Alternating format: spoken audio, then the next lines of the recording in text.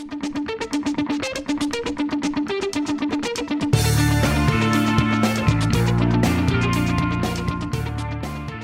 late 2019, I published my top 10 predictions for 2020. This is something that I've done every year for the last 15 years, is I'll predict what I think is going to happen in the coming year in the ERP and HCM and digital transformation space.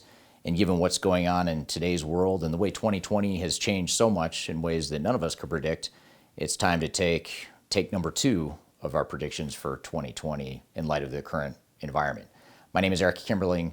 I'm the CEO of Third Stage Consulting. We're an independent consulting firm that helps clients through their digital transformation journeys.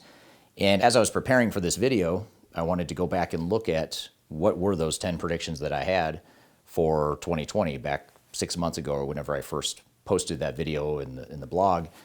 And I found a couple things. First of all, the title of those predictions at the time was Hysteria. That was the theme of the top 10 predictions for 2020. Now, obviously, I did not anticipate that there would be mass global hysteria related to health and the economy. That was not the intent of the predictions, but it's kind of eerie that that was the theme of my prediction for 2020. So in that and other ways, some of my predictions I'm actually doubling down on and are becoming more real than they were even 6 months ago. But in some cases, the predictions I had are completely irrelevant now. There's bigger issues and bigger changes to the environment. And that's really what I want to cover here today, is kind of a redo of the top 10 predictions for the ERP and HCM space, given where we are today in 2020. So the first prediction we have, which is similar to a prediction we had originally in our top 10 list, is that the dark side of cloud ERP is going to be exposed. And it was already a little suspect. I've always been a bit skeptical of cloud ERP, but given where the world is right now and the sensitivity around capital spending and long-term operating cost, I think that there's going to be a complete rethinking of whether or not long-term cloud subscription-based models are the way that companies should be looking at the future, especially contracts that are favorable to vendors, that involve cost escalators and things that will increase your cost over time. And especially in cases where organizations have already invested heavily in a physical IT infrastructure, there's sunk cost in some cases, or in some ways, maybe some of those assets are fully depreciated. They're going to be very skeptical now to say, we're going to rip that out and now increase our cost and have this ongoing operating expense, especially in light of where the world is right now and how uncertain the world is right now as it relates to business spending, employment, just overall business prospects. So I think what we're going to see in the very near future, and we're already starting to see it just in the weeks that this crisis has been evolving in leading up to this video, is that people are going to start questioning cloud and wondering if cloud systems are the way to look to the future. What further complicates or clouds the picture, so to speak, for cloud ERP is just days ago, before recording this video, NetSuite had a big outage. Their system was down for a period of hours over the course of a business day, and that is the first big disruption that we've seen since cloud has really taken off here in the last couple of years. So you combine these two things, the higher cost of cloud, which many will argue with me that that's not true, but to be clear, it is true. Cloud ERP systems cost you more in the longer term, especially with your operating expenses. The perceived unreliability of ERP systems, and just the general uncertainty in the business climate, I think is going to put a lot of pressure and a lot of strain on cloud ERP providers. So another prediction that we think is going to materialize here very quickly and is already starting to materialize is a drastic decrease in the number of big, massive digital transformations, those big, gnarly $50, $100 million global transformations. I think you're going to see a lot less of those here in the next coming months, especially as the fallout from the health crisis evolves into an economic crisis in the short term, which I think is going to evolve into a longer term economic problem for the entire globe. So I think as businesses look down the barrel of that economic reality, they're really going to be ratcheting back their capital spending on these big, massive digital transformations. And in some ways, they should have been doing that anyway. I think a lot of companies were overspending. They were getting too careless with how they were investing in digital transformations, the amounts of money they were spending on system integrators without a lot of value to show for it. Some of that was fluff and fat that needed to be cut anyway. But I think, knowing how humans are in general, is we'll probably overreact to that and cut too much. But the good news is at least we're cutting the fat. We just need to figure out what that right balance is of not cutting too much into the bone or not passing up opportunities to strategically invest in technology and process improvements and that sort of thing. So I think one of the biggest takeaways from this changing environment as it changes around us is that those days of the big, massive digital transformations are probably going to be on hold for quite some time. Another prediction for the coming year and years going forward is that in addition to the prediction around cloud ERP systems being exposed, I think taking that one step further, we're going to see more vendors that are going to find that their customers are no longer willing to just take a leap of faith that the functionality that they're building, the immature capabilities of their product, I think they're going to be a lot less likely to just take that leap of faith and sign on the dotted line to sign up for their software when the functionality doesn't exist. For example, we've worked with a lot of the big ERP vendors like SAP and Oracle in particular that are severely lacking in certain functionality and capabilities that I have no doubt are being developed as we speak, and lots of R&D dollars being put into that. But in the meantime, vendors are asking their customers to go ahead and take that leap of faith even though the software hasn't been fully baked yet. And we've exposed a lot of those deficiencies with our clients and advised our clients not to commit to those capabilities, and they've planned their digital roadmaps accordingly to phase things accordingly and to slowly move into those areas when they eventually do get to the point of that capability being built. But in the meantime, I think you're going to find a lot less interest in moving forward and taking that leap of faith and a lot lower tolerance for risk along those lines. So one of the predictions we had in 2020 originally that we now think is even more true than ever is the whole concept of best of breed being favorable or more appealing to organizations than the big single ERP systems. The reasons for this are some of the reasons I've already mentioned in earlier points in the video. Primarily, the companies just aren't interested in spending big amounts of money on big implementations right now, and also because they're risk adverse right now. They don't want to take on that sort of risk. So the fact that companies are cutting back on spending, becoming more risk adverse, those are a couple of reasons why we expect to see best of breed solutions become more the norm than big ERP. Now, the other part of this too is that companies are revisiting their overall operational model. They're looking at where their processes are working, where their processes are the most strained, and where their technologies are the most strained. And that's going to lead a lot of them to look for these point technologies to solve specific problems. For example, you look at organizations that are dealing with supply chain disruptions. Their warehouses can't fulfill demand fast enough, or they can't react fast enough to changing customer demands. That's going to cause companies to really look at that specific problem and figure out how do we fix that problem with technology versus let's do a big full-blown ERP implementation that includes financials and accounting and demand planning and all this other stuff that maybe we do or don't need. So instead, what we'll see more companies doing is looking at those point solutions. And while this prediction was true, or I thought this prediction was true 6 months ago, it's even more true now, and it's also true for different reasons today. Now, as I'm filming this video, we're just weeks into this whole global pandemic, and we're certainly not out of the woods from a health perspective, and I think have yet to see the worst of what's going to happen economically. And I don't say that to be overly pessimistic, but I want to look at the optimistic side of things as well. But what I think we're going to see with ERP vendors and system integrators is a disruption to their businesses. I think given the fact that companies are going to change their buying behaviors as it relates to capital spending and enterprise technology, that's going to lead to a lot of disruption in the way vendors operate and system integrators operate. I think, for example, you're going to see a lot of turnover, a lot of employees leaving these vendors or system integrators, partly because of economic conditions and the inability to keep these employees. And what that'll do is create a certain amount of disruption to companies that are leaning on the vendors or the system integrators to provide services for their digital transformations.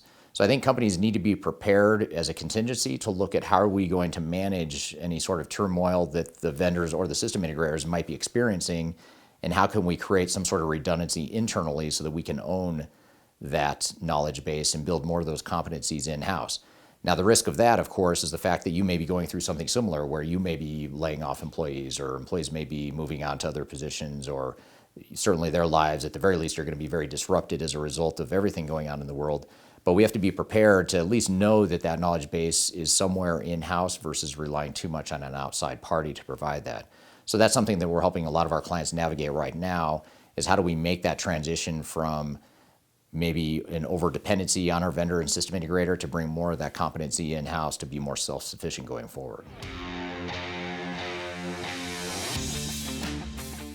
One of my predictions several months ago for 2020 was that organizational change management would remain the number one key to success. And I stand by that prediction. In fact, I would say it's even more true today for different reasons.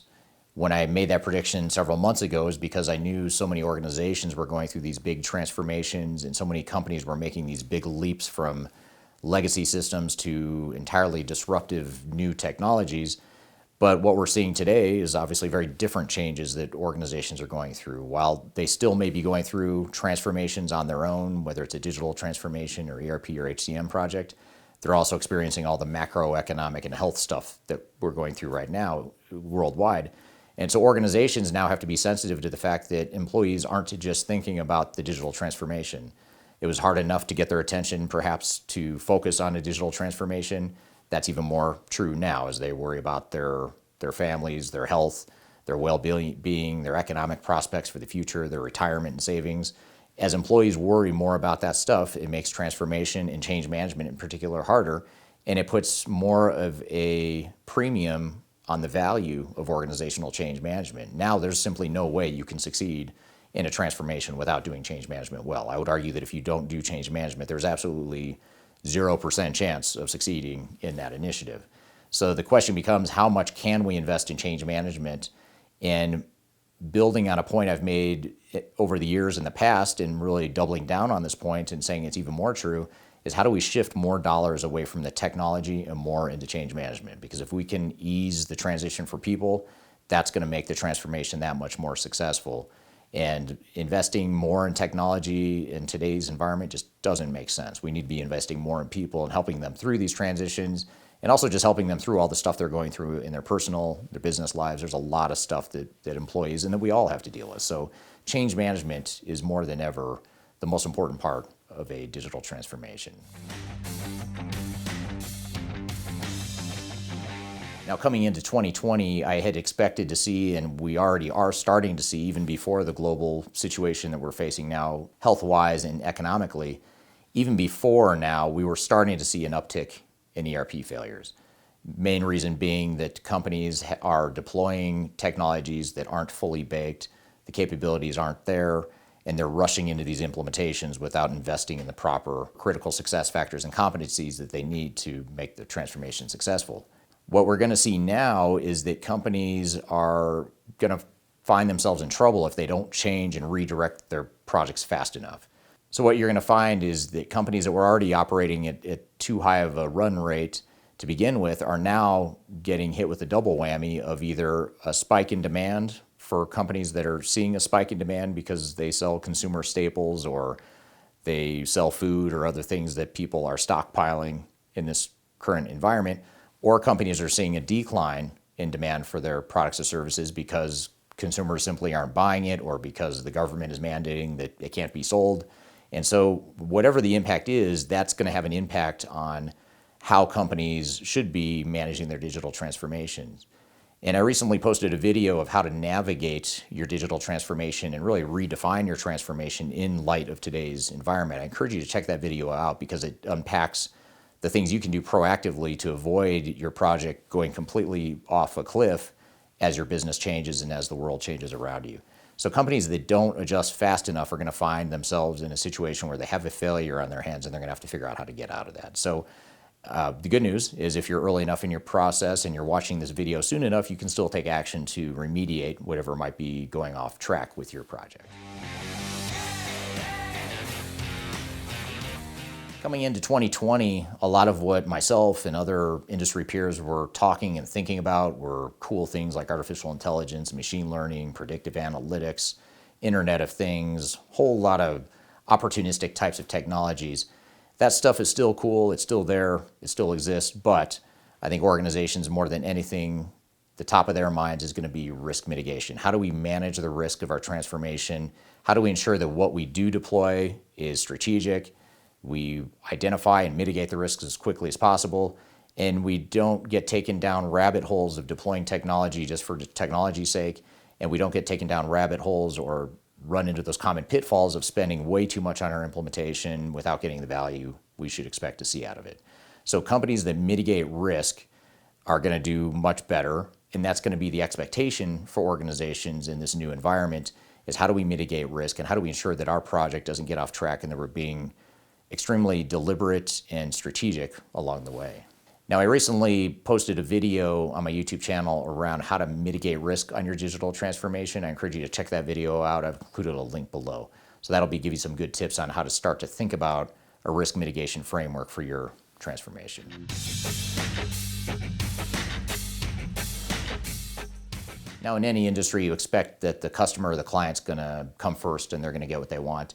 But one of the challenges and the problems I see in the ERP industry and the HCM industry is that vendor interests oftentimes get put first. It's about how do we sell more software? How do we build an ecosystem of consultants and analysts and that are there to simply perpetuate and expand the footprint of the vendor. Now, in today's day and age, there's going to be a premium on those that represent the client's interest, because now it's becoming more of a defensive situation where the clients and the customers are thinking about how can we find the right advisory firm or the right team to help us through this in a way that's not trying to sell us software, because that's the last thing we want perhaps, but a way that helps us mitigate risk. It helps us maintain flexibility. It helps us navigate these new realities that we're dealing with. That's the stuff that's top of mind and at the forefront of executives' minds right now. So teams that can help clients through that, or consultants that can help clients through that journey and really represent their interest rather than the vendor's interest, that's going to become extremely valuable and extremely important. And that's an area where independent technology agnostic firms like our team at Third Stage can help as well. So the 10th thing on our list, and maybe the thing that's more the capstone of everything we've talked about up until now in these predictions, is that digital strategy and planning is more important than ever. You may have already had a very clear digital strategy and roadmap and plan coming into this, or maybe you didn't. But either way, if you did, you're probably going to have to rethink the way you were planning. And if you didn't have one, you should have had one in the first place. But the good news is you can create one now for today's environment. So the companies that are going to be the most successful and navigate the storm the most effectively are the ones that have a clear digital strategy, clear roadmap, and a clear plan for how they're going to navigate this and how they're going to move through their transformation, and not operate in a way that assumes the world is just going to completely stop, but operates in a way that recognizes that the world is changing, and the way we manage our digital transformations, our ERP projects, our HCM projects, it needs to change accordingly. So really taking that time out, hitting the pause button to figure out how can we focus on creating a plan and a strategy that makes more sense in today's day and age. And I've included a link below to how to create a digital strategy for your organization. That's a good refresher on how you might take a step back, pause, and figure out how can we recast or redefine our implementation plan going forward. So those are the revised top 10 predictions for 2020 and beyond. I'd love to hear your feedback. Anything you think is changing as a result of the changing world around us, anything you agree or disagree with, or anything you'd add to the list. I encourage you to please provide feedback in the comments field below. I also encourage you to please like this video, subscribe to my channel. I've also included my contact information, so please reach out if you'd like to brainstorm ideas how to navigate your digital transformation in the coming months and years. And I also encourage you to please check out the links I've included below. I've included a lot of good information that'll help you through your transformation. I hope you found this information useful, and have a great day.